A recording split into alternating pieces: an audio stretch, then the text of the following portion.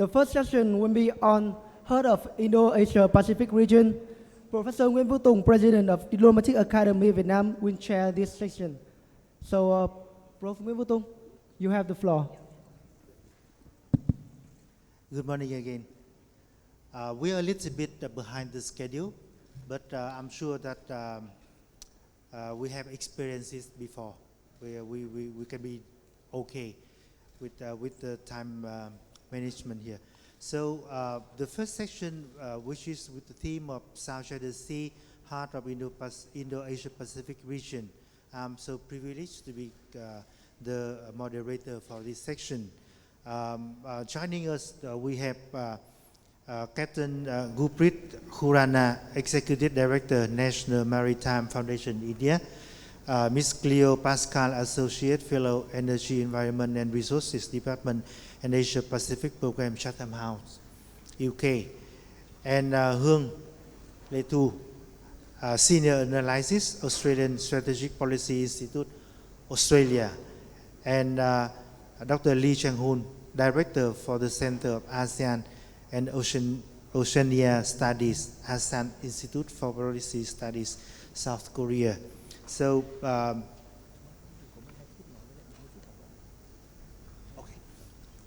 So I'd like in that order to invite Captain Gurpreet, Khurana speak first.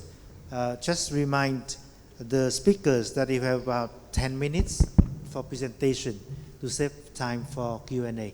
So the floor is yours. Thank you, Chair.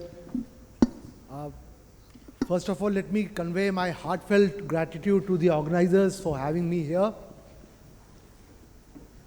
What I'm going to speak to you today is essentially about the Indian perspective on the Indo-Pacific region.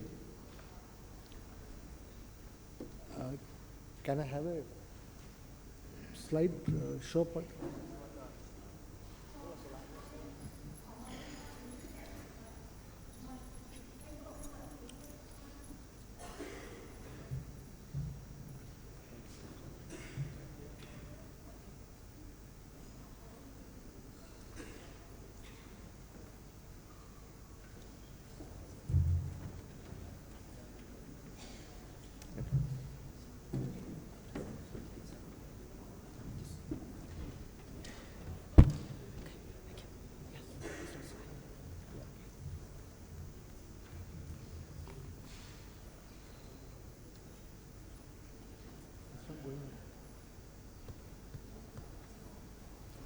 Okay, I think the other one is working. So, how does India or the countries in the Indian Ocean region view the South China Sea, or in other words, the East Sea or the West Philippine Sea? It's an area of opportunities for us in India. At the same time, it is an area of contention, and the idea for India and for the regions in our region, for the countries in our region, is to how to maximize the opportunities and reduce the contentions.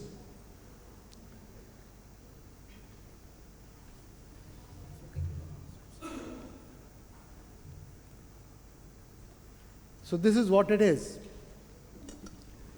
Now, this is the map of 2015 Indian Maritime Security Strategy, which shows the areas of geopolitical interest for India.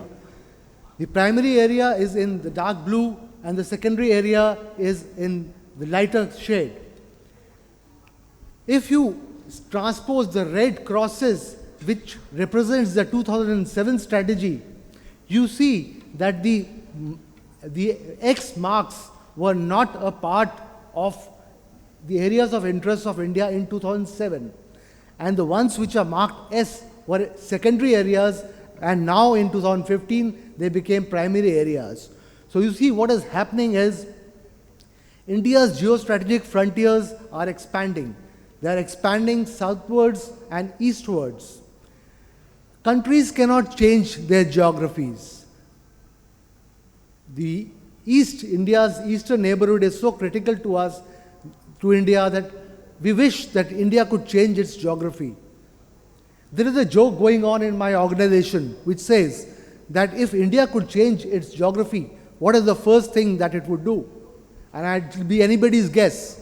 And the answer to that is India would lift up Pakistan and put it somewhere in central Texas. Of course, with the permission of President Donald Trump. So, now you cannot change your geography, but what you can do is you can change your geographical orientation. And for that, the Asia-Pacific construct was always inadequate for India. The US PACOM, the Pacific Command, is very important to India, and which is now renamed as the Indo-Pacific Command. But even the US PACOM was not being able to cater for India's geostrategic needs.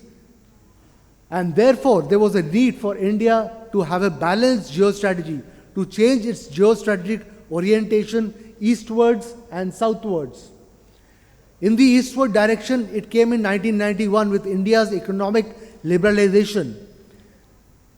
The Look East policy was essentially about economics, for economically engaging Southeast Asia and beyond.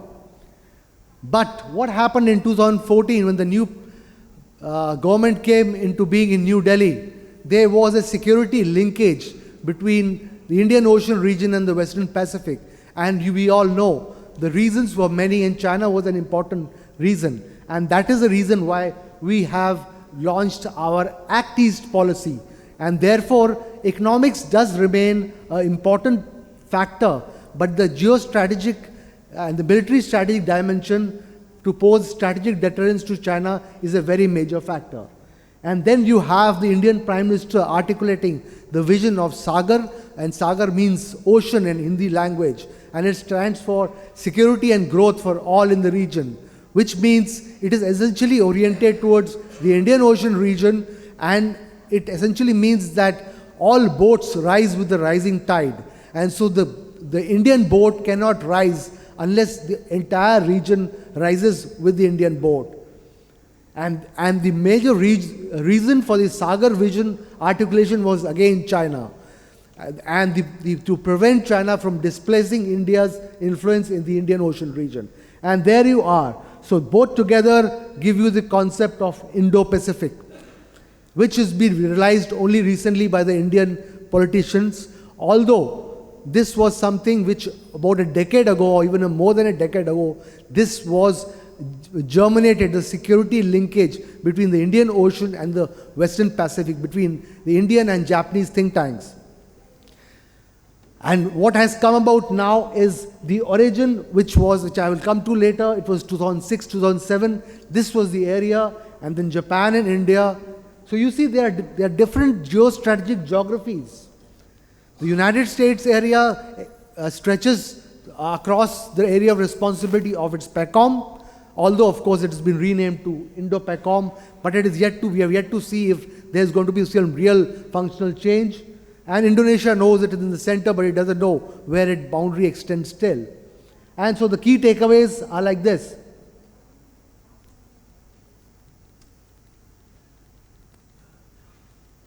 Sorry about this, is a problem here. Okay, now what is the origin? Now we come to the Indo-Pacific. This was the context of marine biography. In the tropical swath of the two oceans, there were similar biographies. So is the geopolitical construct of the Indo-Pacific a conceptual aberration? Not really. And that is because until about 3 centuries ago, India and China together contributed to more than half of the world's GDP.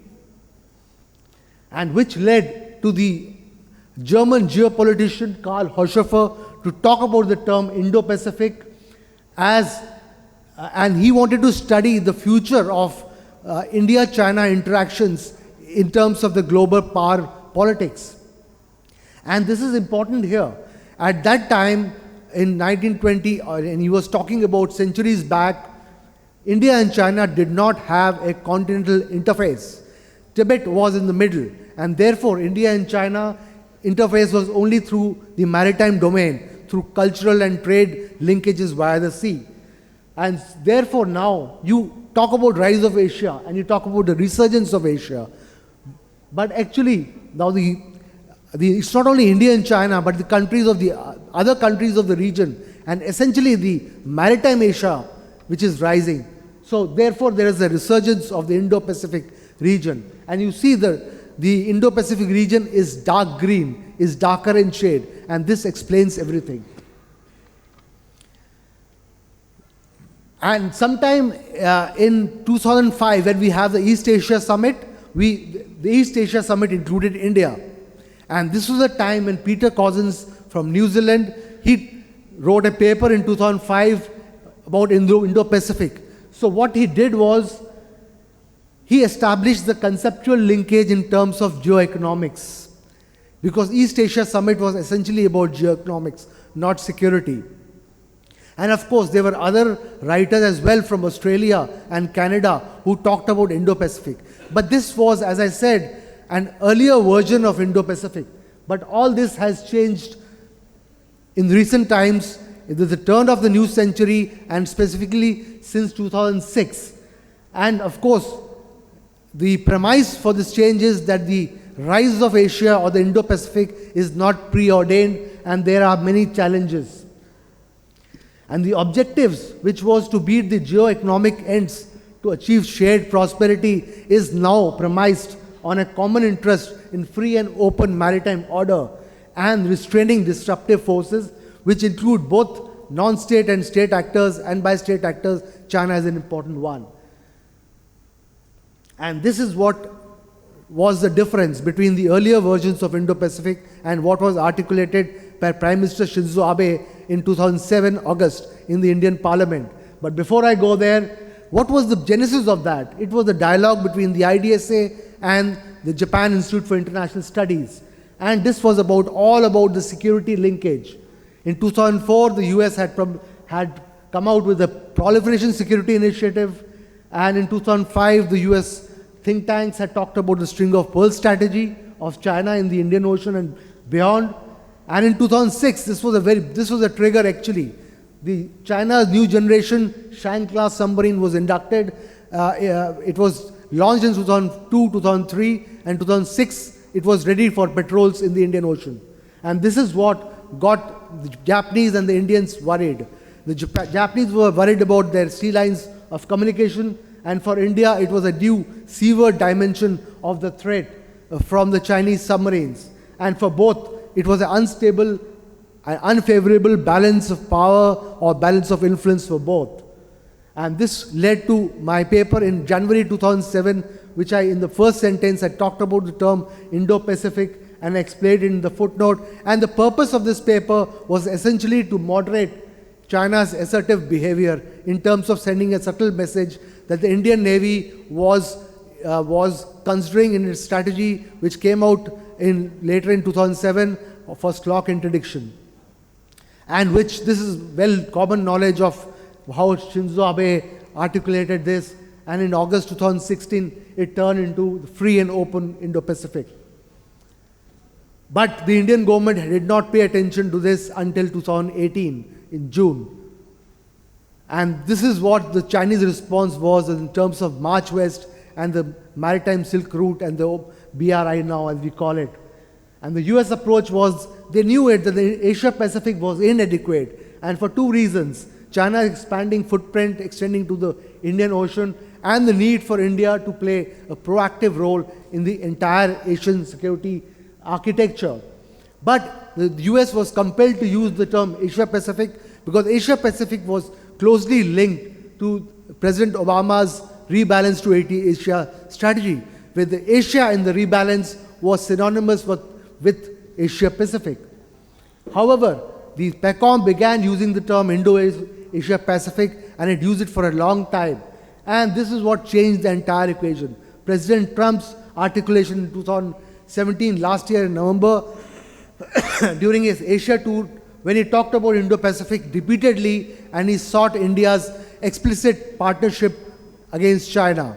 But what he did was, he polarized the region, and which is what led to my paper in the Washington Post saying that this is not really very helpful. And the ASEAN view was very clear.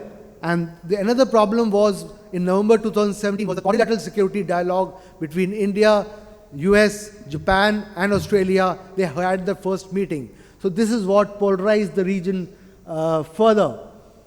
And the ASEAN said the Indo-Pacific will force smaller countries to take sides, which was very, very understandable. However, key ASEAN members like Indonesia, Singapore and Vietnam have always been supporting the Indo-Pacific concept as a means to put pressure upon China. And this is what the Prime Minister wanted to do in this situation, to tone down the temper, and that's why he talked about an inclusive region, and the Indo-Pacific is not a strategy and it is not directed against any country. And that, very importantly, the ASEAN centrality should be maintained. But his emphasis was on security, yes, through a very subdued and inclusive manner, and it was for persuasion, dissuasion and deterrence vis-a-vis China. And it was followed by the US Secretary of State, not necessarily triggered by this, endorsing the ASEAN centrality, which was very encouraging. So this was an effort to tone down the rhetoric. And now, here we are today as a notional architecture. You have at the conceptual level, the free and open Indo-Pacific. At the political level, we have various organizations, and of course the quadrilateral has been added to it. And at the function level, where you have to do the doing, the maritime forces, the navies and the coast guards, they have to do the doing. So there are national agencies cooperating, and there's WPNS and the IONS in the Indian Ocean. And the key thing here, takeaway, is the EAS needs to take the lead with the ARF and IORA as supplements. And the Quad does hold value as well, because although the EAS has ASEAN, so it has an advantage, it also has China. But the Quad does not have ASEAN on board, but it does not have China as well on board. And therefore, if there's a requirement to put pressures upon China, the Quad will be helpful. But how will the Quad work is a major question. And for this is my recommendation. It has to be a prioritized approach. The focus has to be on geoeconomics. It has to be on maritime safety and confidence building. Priority 2 should be on legal pressures, how to exert legal pressures upon China, and this is, I feel, very critical. And the third is the balance of power. The growing asymmetry in the military capabilities of countries in this region need to be minimized, and for that, capacity building and capability enhancement is required, but there needs to be a coordinated approach, including amongst the Quad members. And last of all is military security, because this is only an assurance and an insurance mechanism. It's not that this is not important, but this should be at priority 4. And work is going on in this direction, including in the Quad. I'm sure there's not enough time for me to explain all facets, and I would like to take questions, and I'm sure you would have enough questions as to what is India's role, interest in South China Sea, and I will be able to take that on. But I must show you a couple of slides on legal pressures upon China, because this is very, very critical. And this is these are the things which are there in the net. They create perceptions, but perceptions do matter, but so does power. And China has power.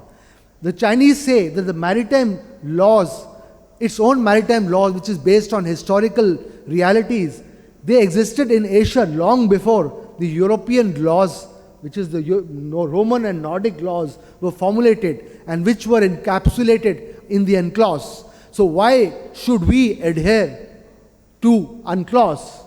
But the Europeans, the Western countries, tell China, but you ratified the UNCLOS, so you should adhere to it. But the Chinese say, when we ratified UNCLOS, we were weak, but now we are strong.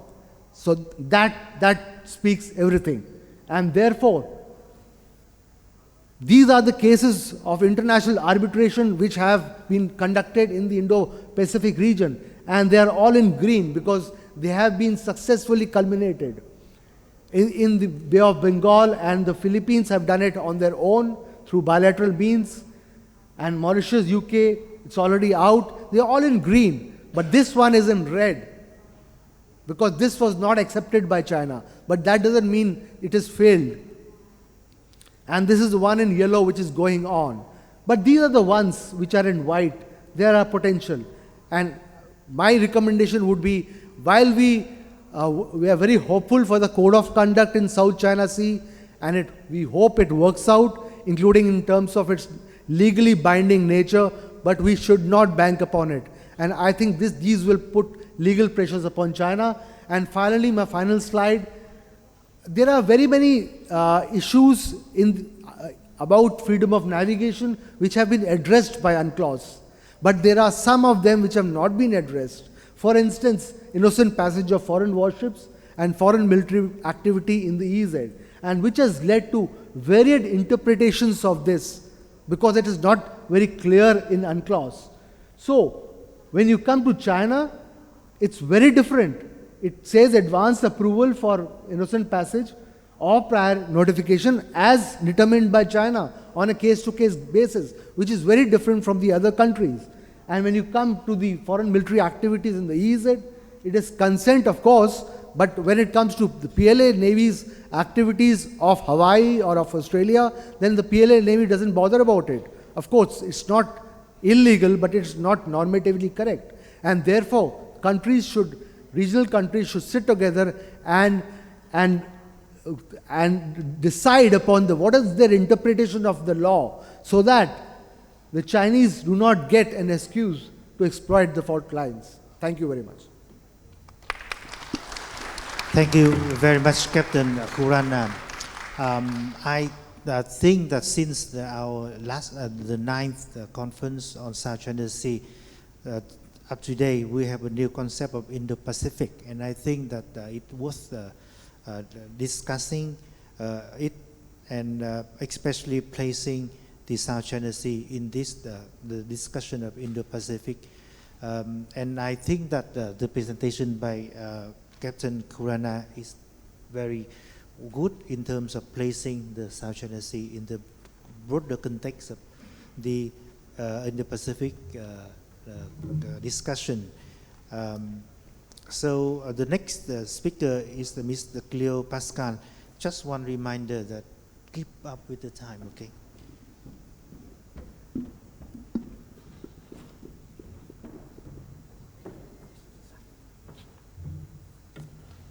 Good morning. Very huge thanks to the organizers and to Vietnam, not just for this conference, but the last 10 years of conferences on this very important topic. I'm going to be looking at a different section of the Indo-Pacific, and the construct I'm going to be using is the island chain defense concept. South China Sea is very much within the first island chain. I don't know if my pointer works, but you can kind of see where it goes down there, first island chain. There's the second island chain. We talk a lot about the first island chain. I'm going to be talking more about the second and third island chain. We know it's important in the Western defense concept, but it's also very much used within China now as well. This is from the PLA Navy handbook from 2012. We tend to think of the islands as relatively small, but because every island can get a 200 nautical mile exclusive economic zone, you can actually see countries that we think of as small, or islands that we think of as small, like the Marianas or Guam or Palau, start to take up very large maritime space when you include their exclusive economic zones. And the change that we've seen in the region over the last 10 years has very much been China, obviously. China doesn't get captured, Chinese influence doesn't get captured by this map, and I'd also like to specify what I mean when I say China. There are very different sorts of China in the region. There's Chinese representatives who would be members of government. There's long-established ethnic Chinese populations, including from Taiwan, been in the region for hundreds of years, obviously. There are economic leaders, and there's retail-level people. So, for example, in the Kingdom of Tonga, about 90% of the retail sector is run by recently arrived ethnic Chinese, but those hundreds of shops are coordinated by probably less than half a dozen Chinese economic leaders. So they're very different sorts of Chinese engagement in the region. In terms of I'm going to be talking mostly about newly arrived Chinese ethnic populations. And there's apparently expected duties of overseas Chinese. This was elucidated in Dr. Jian Yang's book, Pacific Islands and China's Great Strategy, in which he wrote They are to actively participate in China's modernization, to actively promote the reunification of the Chinese nation, to actively spread Chinese civilization, and to actively promote the friendship between China and the people all over the world. The year that he published this book, Dr. Jaehyon became a member of the Parliament of New Zealand, where he is a professor. The complication comes when things like this subsequently happen. It turned out, after he entered Parliament, that he had actually spent 10 years teaching at a Chinese intelligence-linked academy, and that hadn't been put into his documentation when he went into Parliament. So the question of the role of recently arrived ethnic Chinese in these countries is very varied, but very complex. The reason New Zealand is important in the context of the South China Sea is because at the end of the Cold War, the UK and other major powers pulled out of a lot of the Pacific and handed over strategic management, so to speak, to Five Eyes partners, Australia and New Zealand. So New Zealand and Australia actually play a very large role in the region. And what they're coming up against, what they're finding is they're having a very difficult time handling this increased Chinese engagement that sort of goes from goodwill to support to dependency quite quickly. China's approach to the region has been very well thought through. For example, these are the Pacific Islands, the point of contact has been Guangdong. Instead of dealing with Beijing, a lot of the institutes that are associated with Pacific Island research are based in Guangdong. So you have an accessible point of contact for the small island state leadership. The representatives learn the local languages. Other diplomats in the region may never learn Tongan or Samoan or whatever, but the Chinese do. And they have a lot of budgets for pet projects and entertainment. Construction of infrastructure, we know. They focus on engagement with immigration, customs, security, public enterprise, and education ministries. Anybody can have this presentation, and I'm happy to go into detail on any of this. There's very focused reasons for all of this. The loans we know about. There's a focused attempt to get countries in the first and second island chain, third island chain to loosen visa restrictions, open casinos, put in infrastructure in strategic locations, a lot of high-level visits to China, a lot of scholarships, medical support for these countries, which is very, very appreciated. Chinese workers rotate through the region, but the major investors stay, build relationships, spend a lot of money locally. And there's a seemingly, we talk a lot about dual-use installations, the commercial and military, commercial and strategic. I tend to think of it more as braided, where it's commercial, strategic, and an element of criminal and corruption as well. They tend to come together. One example is in the Kingdom of Tonga, they had a human trafficking case where a Chinese national brought in some other Chinese women and forced them into prostitution. When it came up for trial, turned out she was friends with the wife of the Chinese ambassador. And it was very unclear if that was a commercial relationship or whether that was a strategic relationship because they could get information from the prostitute's clients, what the actual setup was. So it's very interlinked. This is just competent statecraft on the part of China, and it's moved through the region very effectively, largely because there's been a lack of attention or misallocation of attention by Western partners in the region. And you can see it very effective all throughout. I'm going to look now first at the second island chain, Commonwealth of Northern Marianas, very strategic location. They opened up a major Chinese Macau casino in the region. Remember, these are countries with very small populations. Saipan has a population of about 500,000. That company contributed to the public pension fund in Saipan's utility company. They were granted, as a result of this investment, visa-free entry for Chinese tourists. They leased a lot of land, they opened a lot of businesses. And the Chinese money is now reportedly going to favor political candidates, to fund environmental groups, and all of this has the effect of making it more difficult for US military installations in the region. Federated States of Micronesia, similar. They built a lot of the state buildings. The sons of the president of Yap studied in China. Doctors are there. You know, these are, that whole list, that checklist that I gave initially, you can find it all throughout the region. A lot of economic linkages. In Palau was a little bit like the case of the port in Sri Lanka, which raised a lot of alarm bells. There was an opening up of Chinese tourism into Palau. A very high percentage of tourists were coming from China. And then China objected to Palau's relationship with Taiwan and blocked Chinese tourists. And it crashed the economy. So there's this, again, this linkage between political and economic that's hard to quantify, but ends up seeming to help Chinese strategic interests in the region. That's the second island chain. Out to the third island chain, which is very little discussed, the third island chain is actually the line, more or less, which held back Japanese advance during Second World War. So there are a lot of major battles along that line, but that line is incredibly strategically important.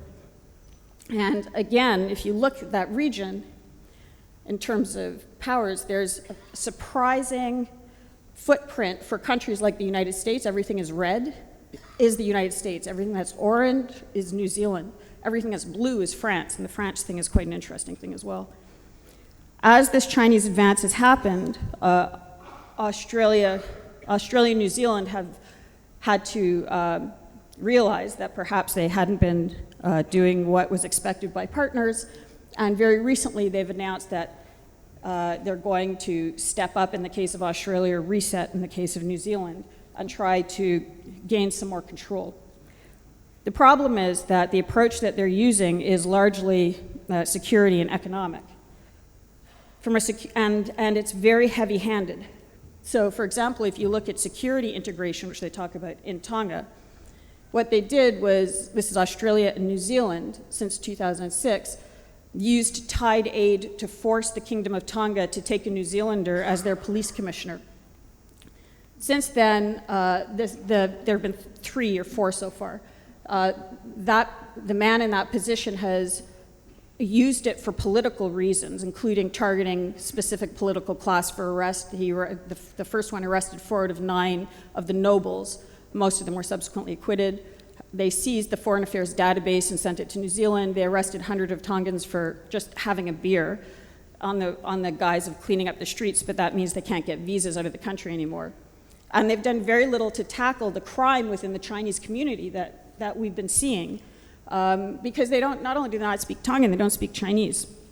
So that kind of heavy-handed security engagement has been really problematic. Even more problematic has been the economic engagement. This is PACER Plus. Who in the room has heard of the PACER Plus trade agreement? So this is a major trade agreement that was supposed to be between Australia, New Zealand, and the Pacific Islands. And they've been pushing it through. About a dozen countries have signed it. It's in the process of being ratified. And it's very clearly about giving Australia and New Zealand future-proofed competitive access to the Pacific Island economies. They want to give New Zealand and Australia investors and service exporters most favored nation commitments, and they want to use this to integrate the Pacific Island economies into Australia and New Zealand economies and security institutions. We saw that before. So basically solve the problem that they're having by making them almost colonies of Australia and New Zealand from an economic and security perspective. This has obviously not been popular among the larger countries in the region. Papua New Guinea pulled out, saying it was a complete waste of time and would kill their manufacturing sector. Fiji also pulled out, saying it was very restrictive and very problematic.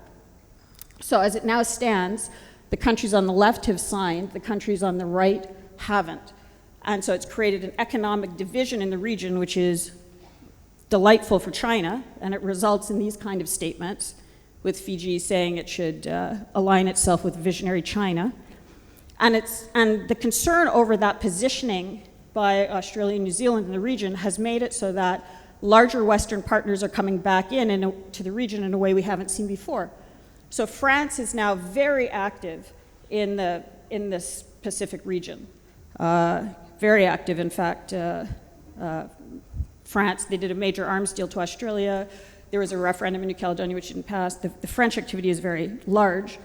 There was this $40 billion submarine sale to Australia. And remember that France and Australia share a border because New Caledonia is right next to Australia. So they're neighbors, and they're doing much more joint operations. The UK is also back. They're reopening diplomatic posts in Vanuatu, Tonga, and Samoa. It's very clearly about China, and they're also involved in more arms sales.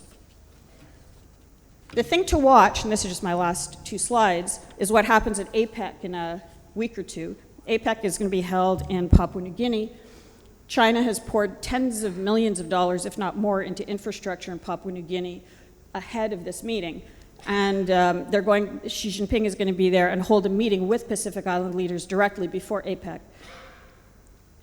There was an expectation that one of the things China would come out of that meeting with, potentially, is access to a base in Papua New Guinea. The Australians have done an end run around them and have announced that they instead will be refurbishing an old US base, potentially for operations between Australia, Papua New Guinea, and the US. And this is the point at the bottom. Australia outpaced China for a deal to develop Papua New Guinea's base, a strategic facility that will boost Canberra's power projection in the South Pacific and the South China Sea. So it's worth watching what's going on in the second and third island chain if you want to have a better understanding of what's happening in the South China Sea. Not only are the same things happening there and rippling out through the region, but what's happening in the edge of the region is rippling back. Thank you. Thank you, Cleo. I think that your point on the third island chain is very much in line with the first presentation about the geographical orientation of the regional countries, including China, Australia, New Zealand, and others. It is my pleasure to invite Letu Huong to take the floor. 10 minutes, okay?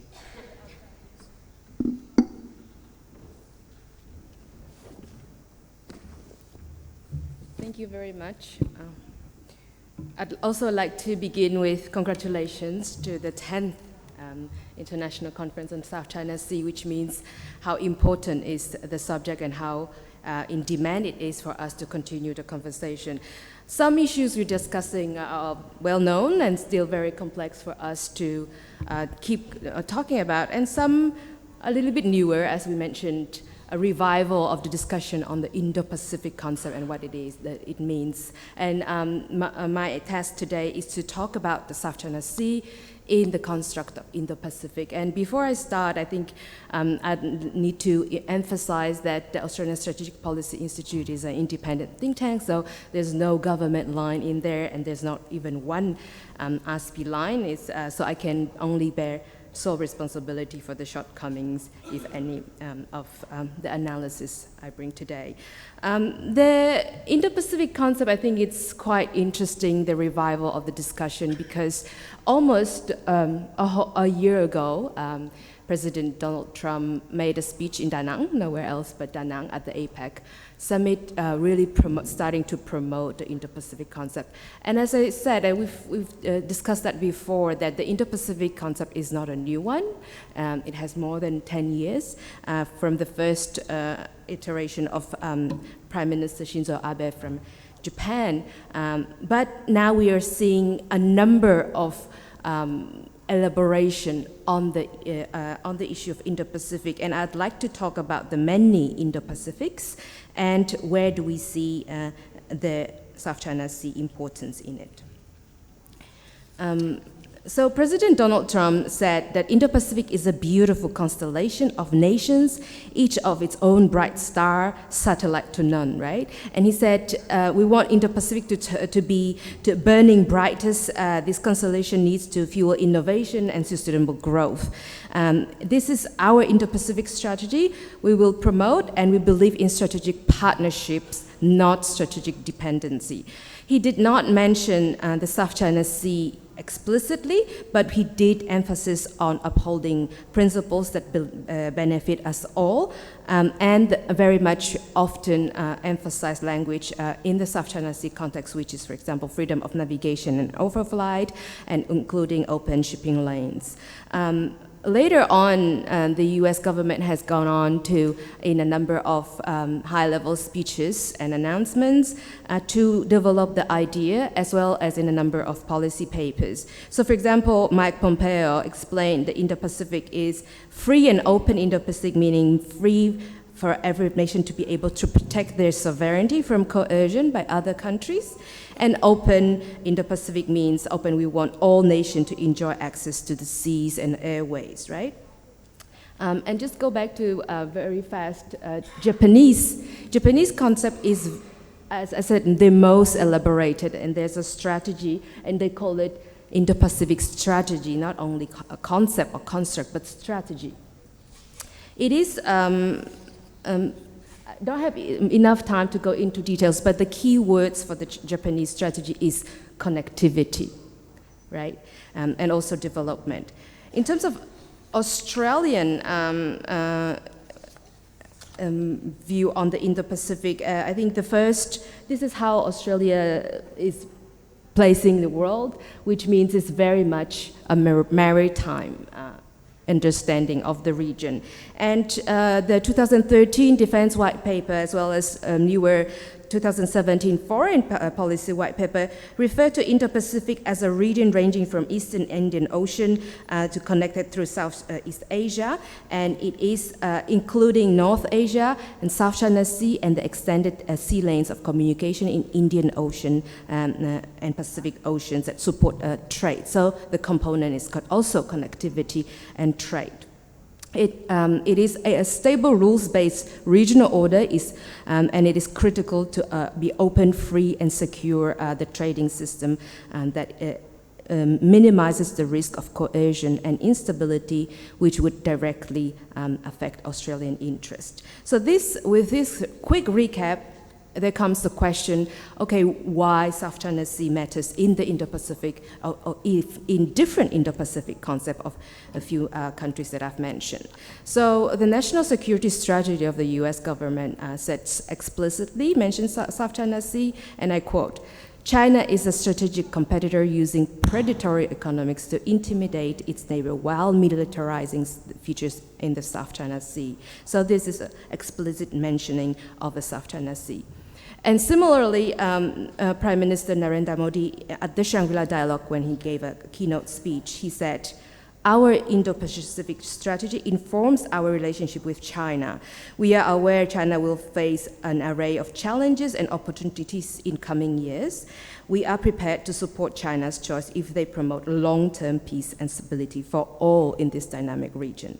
Yet, China's policy in South China Sea stands in sharp contrast to the openness of what our strategy promotes. So again, talking about the militarization of artificial islands in South China Sea, which destabilize the region and creates tension and jeopardize the free trade routes.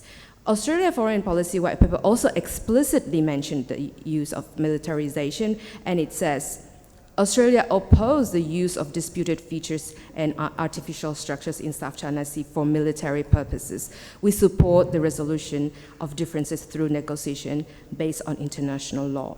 And we've heard that in a Shangri-La Dialogue, a number of European delegates also mentioned the issue of militarization, which is not according to the rules-based order and destabilize the region. So this is why, while the Indo-Pacific is not explicitly about South China Sea is the main theater, and it will continue to develop the principles and norms around how do we see South China Sea.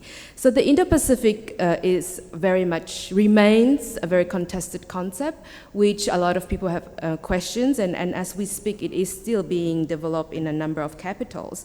But if we look at the Indo-Pacific strategy as something that really informs our way of how we look at the region, how do we shape our region, shape the orders, and really there you can see certain language being built, and I've done some research on that, but just to mention a few, for example, unilateral actions that undermine rules-based order, freedom from coercion, equality despite size, should not make right, transparency, word must match action, something so far and so forth. It is always almost explicitly addressing the issues happening in South China Sea, including transparency, what word must match action, meaning why Xi Jinping assured that he will not pursue militarization, it is happening. So in sum, really I'm talking about rules-based orders. I'll try to stick to the rules, which is 10 minutes. So in sum, really, I wanted to flesh out that the South China Sea is the core theater, and the building of the understanding of Indo-Pacific strategy is about the norms and rules, and also shaping our region in a way that will draw the lines what is acceptable and what is not. So it could be still different names for the Indo-Pacific, and I said it before that we have many Indo-Pacifics, and really the name or geographical boundaries do not matter that much. What matters is certain commonalities, and that is placing regional interests at the core rather than giving priority to some. So the really attempt to build Indo-Pacific strategy is a business for all, not only the claimants of the South China Sea, and that's why the South China Sea is an issue of interest for broader region, not only claimants. Thank you. Thank you very much, Tung.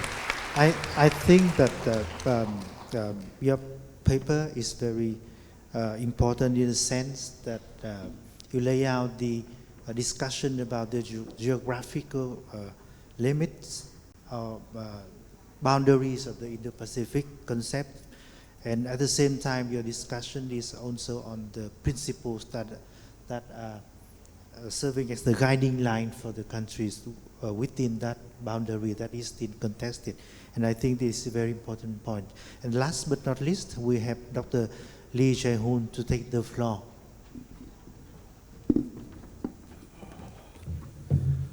Good morning. Thank you, Mr. Chair. My name is Jaehyon from ASAN Institute based in Seoul. A couple of months ago, I got email from DAV. It was an invitation for this conference. I heard a lot about this prominent conference in Vietnam, but it took me for a few days to reply, because I was wondering if there's any value I can add to this prominent conference.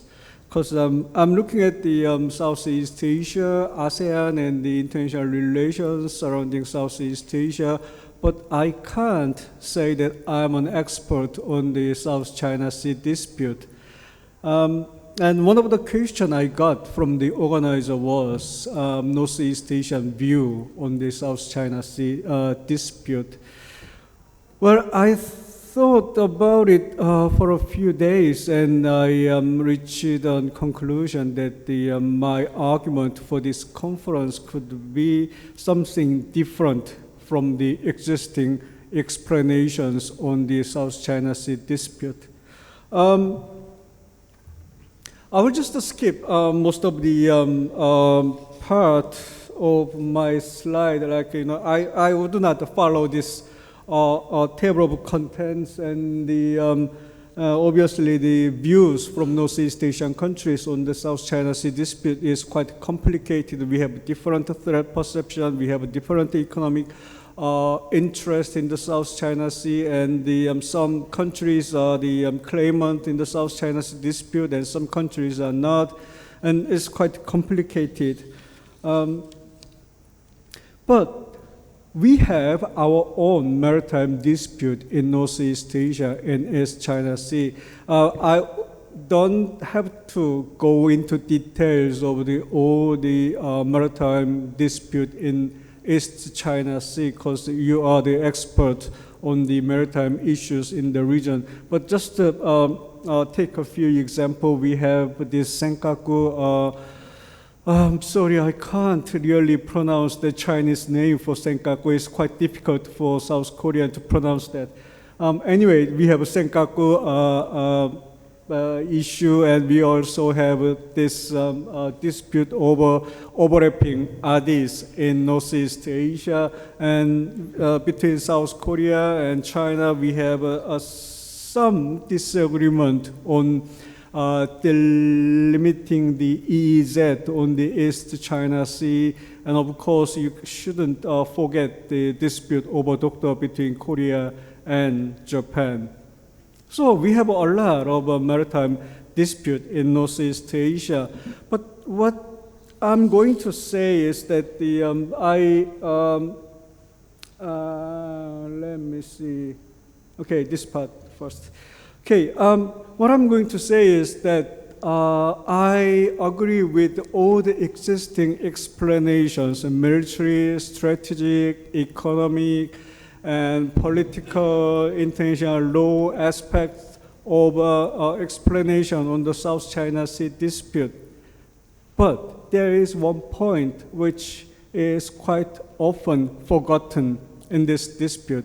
In fact, I argue that the maritime dispute in Northeast Asia, East China Sea, and the maritime dispute in the South China Sea is they are different geographical expression of one big historical development or one big dispute in East Asia. So what I'm going to say is this.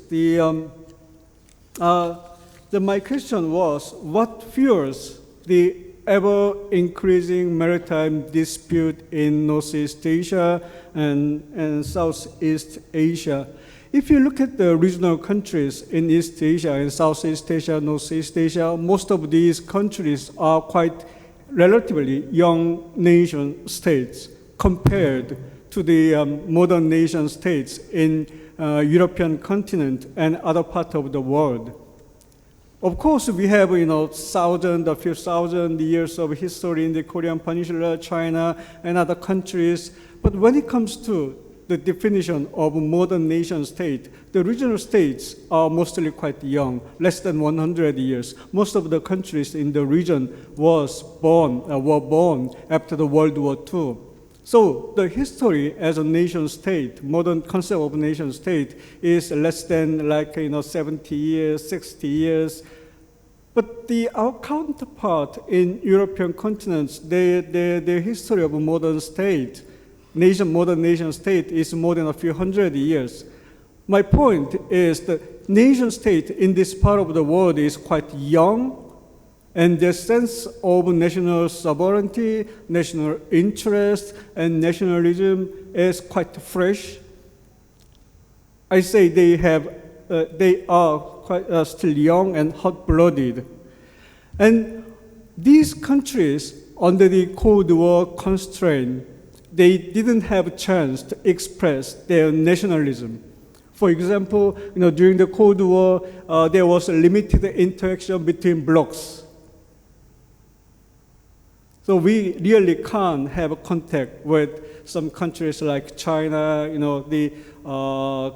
Vietnam before, Doi Moi, and so on. And within the bloc, as you know, we had what we call hub and spoke system. Everything was provided by the hub country called the US in liberal bloc, and there was limited incentive for the spoke countries to cooperate each other.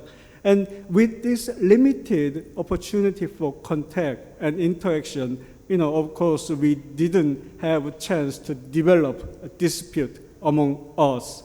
And during that time, the countries in the region were quite busy to consolidate their own nation state, and also they had to focus their energy for the national economic development. So we didn't really have a luxury to cause dispute with other regional countries. And of course, the regional leaders, they prepared to put the dispute aside, as was the case in the South China Sea between China and some Southeast Asian countries. And over Senkaku, there was kind of agreement that later generation can solve this dispute between China and Japan. And now, in the post-Cold War context, there's no more Cold War constraint. That's very important. And second, we got the instrument to cause trouble among us.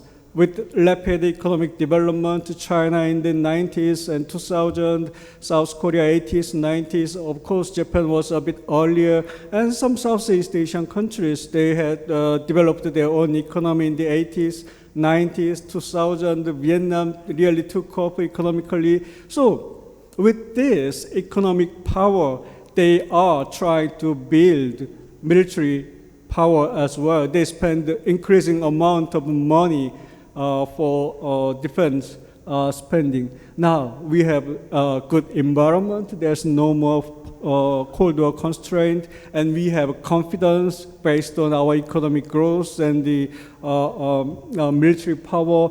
And the nature is still there, young nation state, hot-blooded. And these conditions are met, and it fuels maritime disputes and other kind of dispute among the regional countries. So my point is that the dispute, maritime dispute in Northeast Asia and in the South China Sea are not separate. They are actually different aspects of one big historical development and one big dispute in the region. And the last point I would like to make here is given all this maritime dispute in the region, the regional countries are at the crossroad. We enjoy the economic prosperity and relatively peaceful strategic environment which helped our economic growth a lot, the prosperity in the region a lot. But if we let this dispute, maritime dispute in the South China Sea and in East China Sea, if this dispute plague us, the regional countries, then it would undermine our prosperity and our future. Then regional countries have to have this sort of shared sense of crisis. If we let this dispute go on, then it would undermine our future. We have to develop this shared sense of crisis, sense of threat.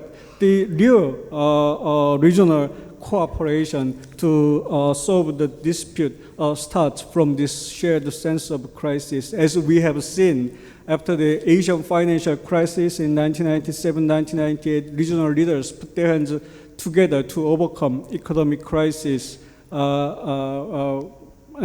And as you can see, the European countries after the World War II, they tried to build a European Union to prevent further disasters, further atrocity in European continent. So we have to mind this past historical lesson we can get from Europe and in our immediate history. I will stop here. Thank you. Thank you very much, Dr. Lee. I think we have to thank him for reminding us that apart from the conflict or dispute in the South China Sea, we also have this territorial dispute in the East Sea and the Northeast Asia. And I think that the discussion on the Indo-Pacific strategy would be expected to incorporate the territorial disputes in both East Asia and Southeast Asia. And with that, the floor now is open for your questions, comments to the speakers. And I think that we also encourage the speakers to pose questions among ourselves. So please raise your name plates so that I can see you better. Yes, Ambassador of Indonesia. Good morning, everyone. I'm Ibnu Hadi from Indonesia. It's interesting to listen to about the Indo-Pacific. And I could see that from each country in that big area, they have a slightly different concept of the Indo-Pacific, whether it is from the security point of view or from the welfare point of view. Since I'm from Indonesia and we are from the ASEAN countries, one thing that I don't see is some information about the concept of the Indo-Pacific from the ASEAN perspective. Because if you see from the geographical point of view, there is no, we could see that the center of the Indo-Indian Ocean and Pacific Ocean is the Southeast Asian region. And if not mistaken, the concept of Indo-Pacific in ASEAN, within ASEAN, this is still an evolving concept. And then the one thing that I could see, it is the inclusivity, meaning that all of the claimant countries, the countries within that area are included, including China. While the concept that you mentioned, somehow that excludes China. So I would like to know your opinion, because I believe that you are experts. Are you aware about this evolving concept within ASEAN? And then how do you think about that? And how can we emerge all of these different concepts about the Indo-Pacific? Thank you. May I collect some more questions before returning to the speakers? Yes, I see the hand raising. Yes.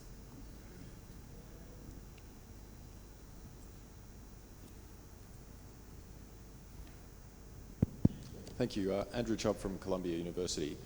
Just a quick question for Captain Khurana and also for Dr. Huong. What do you think would be the appropriate level of United States FONOP patrolling in the region? I noticed, I think it was about 3 weeks ago, comments from the Malaysian minister, the defense minister, which sort of seemed to imply that perhaps he held both the US and China to blame for the recent incident, the near miss near Gavin Reef. So I'd like to get yours and anyone else in the panel's take on what the appropriate level of US patrolling would be in the region. Thanks. Good, good, thank you.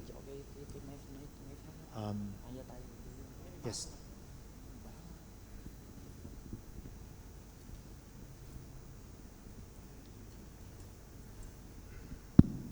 Thank you. I'm Eko Hartono from Indonesia, from the Ministry of Foreign Affairs. My question goes to the first speaker, Captain Khurana, and I think the other speakers as well. We understand that the concept of Indo-Pacific is a geostrategic construct. But so far, we discussed this at the political level or at the political field.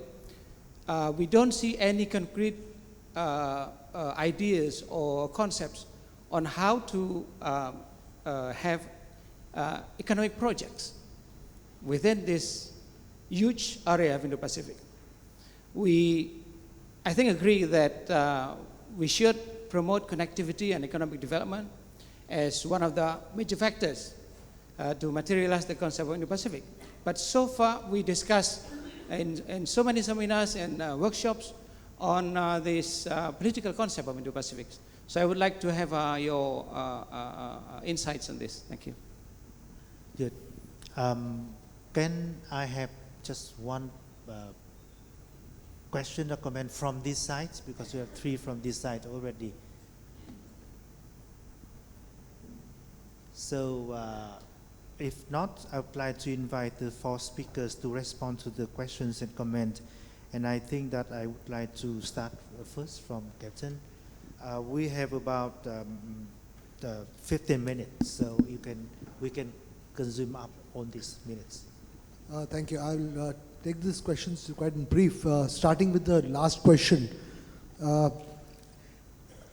Indo-Pacific is a geopolitical concept, but geopolitics includes geoeconomics, which is a little misplaced concept amongst some of us. So geoeconomics is very much a part of geopolitics, as are non-geoeconomic goals also part of geopolitics. And therefore, as my slide showed, that within the Indo-Pacific construct, if you have to function, use your functions, your political level and the functional level, geoeconomics should be the priority. For instance, why should Japan and India and the US not provide the regional countries some viable and better alternatives to the Belt and Road Initiative? This is what is in process, is work in progress. Of course, the US has a greater focus on security in our part of the world, which links up to the second question which was asked. And this security focus or freedom of navigation operations should be toned down. It should not, I'm not suggesting that the US should not undertake freedom of navigation operations. It has got its own value in terms of not letting precedences, wrong precedences being set in international law, but the US focus on hard military security should be toned down and on geoeconomics to be raised. And coming to the first question which was asked about ASEAN conceptualization, it is why different countries have different conceptualizations of the Indo-Pacific. That is because every country will have its own geostrategic boundaries. The geostrategic boundaries will be the nation's national interests transposed upon its real geography, which will be different, and therefore there are differences. And in case of ASEAN, all individual ASEAN countries will have different strategic geographies, and therefore it is not easy for ASEAN as a collective multilateral organization to come up with a definition of Indo-Pacific in terms of its geographical scope. And moreover, as I said in my presentation, President Trump's articulation of Indo-Pacific has sort of polarized the region in terms of taking sides. So it would be safer for ASEAN to steer clear of the Indo-Pacific concept, at least for the time being, till it is evolving. The last point about China, yes, the Chinese have been very wary of the Indo-Pacific because of obvious reasons, and President Trump has hyped up that it seeks India's partnership to sort of contain China. So China has been wary, but that does not mean that the Chinese have abandoned as the Chinese saying goes, it doesn't matter whether the cat is black or white till such time it catches mice.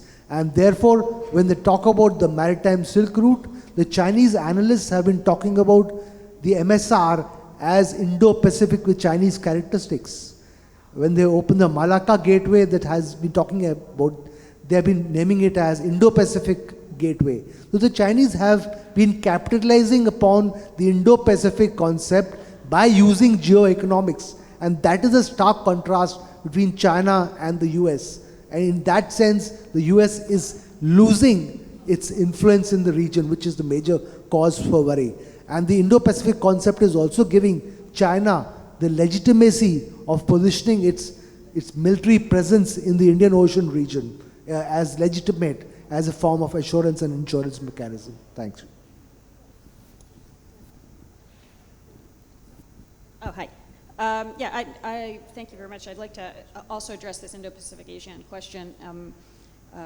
being on the outside when I go into India, India's been, as Captain Khurana pointed out, there was an unfortunate timeline combination between the resurgence of the word Indo-Pacific, the term Indo-Pacific, and the Quad. And they became conflated. So it became like Indo-Pacific is a security construct that's built around the Quad. And India has been trying to be very clear that in its strategic conceptualization, the Quad and Indo-Pacific are very different, and that when you're talking about Indo-Pacific, ASEAN has to be at the center of it. So for example, and even the Quad has to broaden out to include countries from the region. So at last year's Raisina dialogue, for example, it was the first time the major admirals of the Quad were on stage together, and they ensured there was an Indonesian civilian along with them to give another perspective and to center other major countries within it. So from an Indian perspective, I know that there's been an attempt to disaggregate the Quad from Indo-Pacific, and even to broaden out the Quad itself to include more countries from the region. Thank you. Thank you for those excellent questions. Your question, first with the question on ASEAN and ASEAN role or views on the Indo-Pacific. I really like your question because I just completed a study on Southeast Asian perception on the Quad and Indo-Pacific. So feel free to Google it and download it. It's based on a survey, so I really wanted to test the views, what are the predominant views, not only the ones that are being disseminated, which is often repeating that ASEAN might be not very much in favor or feeling sidelined, but my findings actually found that is the other way around, that there's a lot of support quantitatively within the Southeast Asian region about the concept, both in terms of Quad and Indo-Pacific. And I think what is important from the findings as well is that there's no one ASEAN view. As we mentioned, there are many, there are different guided by different national interests. But I think the concept that ASEAN is sidelined or challenged by the new idea of Indo-Pacific strategy is not a really correct one. Because if you look at all the policy formulations and major speeches, they often, in Indo-Pacific, they often start with acknowledging ASEAN centrality. We've heard it from the US, we've heard it from Australia, Japan, India, we've heard it from all the speakers at the Shangri-La dialogue. So I think, and I actually was counting who was referring to ASEAN centrality more at the Shangri-La dialogue. The ASEAN defense ministers didn't mention ASEAN centrality as much as non-ASEAN members. So we also really have to look at what really ASEAN centrality means, and the really debate about challenging ASEAN centrality or whether we have ASEAN centrality in the first place has been a conversation we've been having before the revival of Indo-Pacific and before the revival of the Quad. So I don't think we should put the two in the binary context. So that was the first one. And in terms of excluding China, I don't think there was ever mentioned that China is excluded from the team. As I quoted earlier in my presentation, Prime Minister Modi said, we support China and we're prepared to support China's choices if they promote long-term peace and stability for all in the region. So as long as my presentation was fleshing out the adherence to rules and norms and the behavior that is acceptable and acknowledged to all and acknowledging interest of all, as long as China is playing by the rule. I think no one is trying to exclude China. I think what is the Indo-Pacific strategy is addressing is the behavior that is not acceptable in the region. And in terms of US involvement, this is a tough question. I think not really sure if I am in the position to talk about that, but I think we also need to put it in a context because, for example, freedom of navigation operations are not solely conducted within the region, and that's and it is becoming more contentious because of the one narrative is being put out there, and it's being also falsely put in a kind of a binary. So I think I take the point that the tensions are growing, but they would be growing whether it's freedom of navigation by phone ops with the big letters or not, because I hear complaints from other ships of other countries passing through, whether commercially or militarily, through the region. So it's something I think we also need to avoid. Practice are being imposed just by the negative narrative built there. Okay, let me just add a few words on the this Indo-Pacific from a small and medium regional countries' perspective. The point is we don't know what is Indo-Pacific really. Those countries who argue for the Indo-Pacific concept, they haven't come out with the blueprint, the concrete structure of Indo-Pacific, the definition of Indo-Pacific, and these mainly four countries, India, Australia, Japan, and the US, they are talking about different concepts of Indo-Pacific. So we are kind of confused. The thing is, from small and medium countries' perspective in the region, either US or China fight, or if they make compromise, would it reflect regional small and medium countries' interest? That is the most important question. If Indo-Pacific concept and the Quad, if we consider these two concepts together, that my worry is that if it goes wrong, we can have a modified hub and spoke system in the region again. As the US is a kind of super hub, and these remaining three countries, Japan, India, and Australia, as a semi-hub in the region, and the regional countries are linked to this semi-hub. This is what I call a modified hub and spoke system. Of course, we have another system maintained by China. China as a super economic hub, and regional developing countries are all linked to this hub called China economically. Then we can have two hub and spoke system competing, fighting each other. And that is kind of a nightmare for the regional countries. So the main question for ASEAN and South Korea is the concept of Indo-Pacific reflecting duly the interest of small and medium regional countries. That is the main question. And for that, I would argue that regional small and medium countries have to get together to reflect our interest in these big pictures are maintained by regional superpowers. Thank you. Thank you very much for the comments and questions and for the responses. I think that our panel is very interesting, not only because it is the first one in the conference, but it is also addressing a very new and involving concept or strategy of Indo-Pacific. And I think that this is interesting because it happens in the time of strategic uncertainty and even anxiety.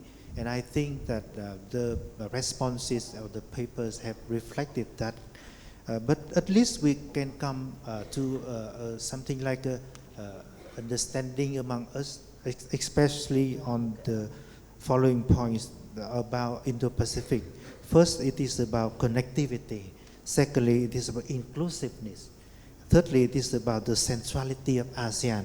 And fourthly, it is about the rule of law. And I think this can be the foundation for us to discuss about the various variation or various version of Indo-Pacific from a specific country's perspective. And I think with that, I would like to congratulate the speakers for the presentations and for the comments and questions from the floor. So please join me in thanking the four presenters. Yes.